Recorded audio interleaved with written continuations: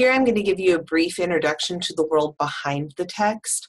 And I'm just going to cover a couple of really basic things that apply to the Old Testament as a whole that are important to understand about the background to the Old Testament as a whole. So here we go. Let's make myself little again. All right, so the first thing that you want to be familiar with when you approach the Old Testament is something called the Fertile Crescent, and you can see it here. It's really, really cool. Over here, you've got Mesopotamia. Mesopotamia is the land between two rivers. So you've got the Tigris here and the Euphrates right here, and this is a really fertile region. Lots of big nation states and powers arise here in Mesopotamia, and you can see this green patch. This green bit is the fertile area, and it goes up, up, up, up, up into this region where we're getting really near to Anatolia, and then it reaches back down and goes straight down along the coast of the Mediterranean to Egypt.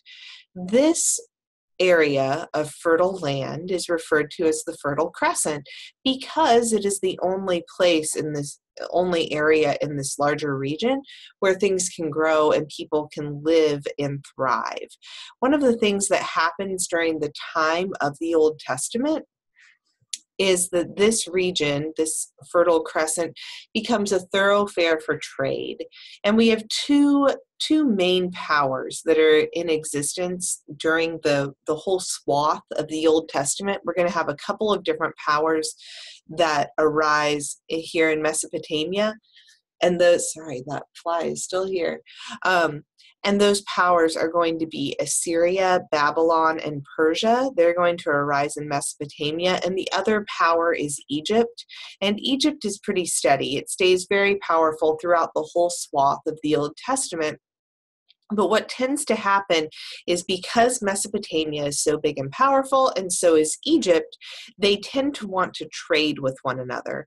Now, it would be lovely if folks living right here in Babylon could just send an envoy straight across town like this and head on over to Egypt, right? Like, all right, hey, Mom, I'm heading out from Babylon. I'm going to go on down to Memphis, right? And just go straight across, maybe get like an Amtrak or something. But that can't happen because, one, they don't have trains, and two, because nothing grows here, and if you try to do this, you will die. So you cannot go straight across from Babylon to Memphis. Rather, what you have to do is you have to travel the Fertile Crescent, which is going to be frustrating, but because it lengthens your trip, but it also ensures that you will have food and water along the way, which is usually a good thing. So one of the things that I want you to notice is where Israel is. So most of the Old Testament takes place right here in Israel. Here it is. And Israel, or as I've referred to it in this little side note, Palestine, Israel, or the land of Canaan, however you want to refer to it, this is the land of Canaan. Canaan becomes part of the thoroughfare. You have to go through here, whether you're coming from Egypt or Mesopotamia, in order to trade with your big buddies, right? In order to do this like multi-trillion-dollar trade. They didn't have dollars, but still. So this is why, for most of the Old Testament, Israel, or Canaan, becomes kind of a pawn in the larger scheme of things. Egypt wants control of it, so does Mesopotamia, and for much of Israel's history, they are going to be under the control of either Egypt or a Mesopotamian nation because they want control of this region so that they can trade with the big dogs, right? So that's a little bit of the world behind the text, kind of what's happening as you read. We've got these two kind of world powers in Egypt and Mesopotamia, and Israel is not a world power, isn't a big deal, but everybody wants control of Israel. And so a lot of times in the Old Testament, you're going to notice that either Mesopotamia is messing with Israel or Egypt is. The other thing I want you to be aware of as you're reading through the Old Testament is this background. Here I have cat and mouse civilization. So we've got, look at this. This is Israel once again. So I've kind of zoomed in just on that region. And as you're reading in the Old Testament, you're going to notice that the Amalekites come up, the Philistines come up, the Phoenicians come up. And the way that I've characterized each one of these kind of shows how powerful they are. So these cat civilizations, the Assyrians, the Babylonians, and the Persians are really the big, strong guys. They're like, yeah, we're mighty. We can squash you. I don't know. There's probably some Arnold Schwarzenegger clip that I should show at this point. But like Assyria, Babylon, Persia, very mighty. And then over here we've got Egypt, which is also very mighty. Later in the New Testament, you're going to hear about the Romans. But for our purposes, I want you to focus on the Assyrians, the Babylonians, and the Persians as the big mighty ones. You don't want to cross them, and the Egyptians. Now these other ones, these little mice, the Phoenicians, the Philistines, the Amalekites, all of these, they're not superpowers.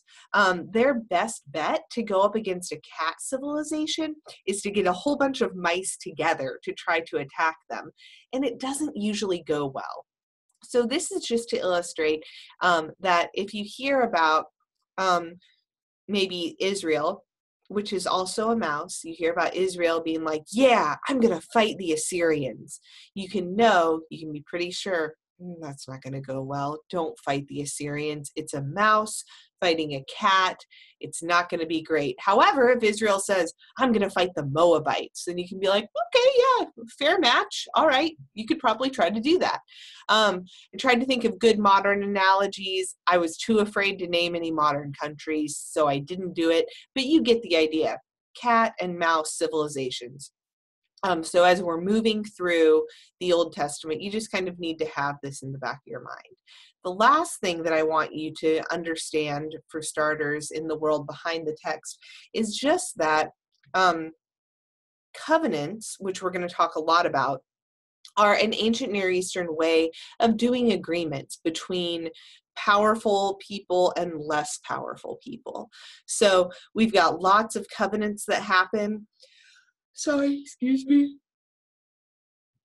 Oh, I've got to get better sleep. Okay, we've got lots of covenants that happen within the ancient world. When God is making a covenant with Israel, this is what God is drawing upon. So here you've got the Code of Hammurabi, which is a law code from the ancient Near East, not in the Bible. And over here, we've got these Neo-Assyrian treaties. And so you remember the cat, Assyria, when they would come into a country and take it over, like they did with Israel, they would usually make a covenant. And there are always two parties in a covenant. There's the mighty person, the cat, and there's the weak person or nation, and that's the mouse. And so this is happening all over the place. Folks are making lots and lots and lots, excuse me, of covenants.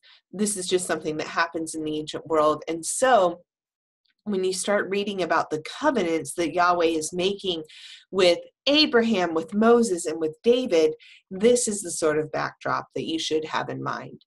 So that has taken you through the world, at least what I'm sharing with you for now, on the world behind the text, the stuff that is informing the Old Testament and where it comes from.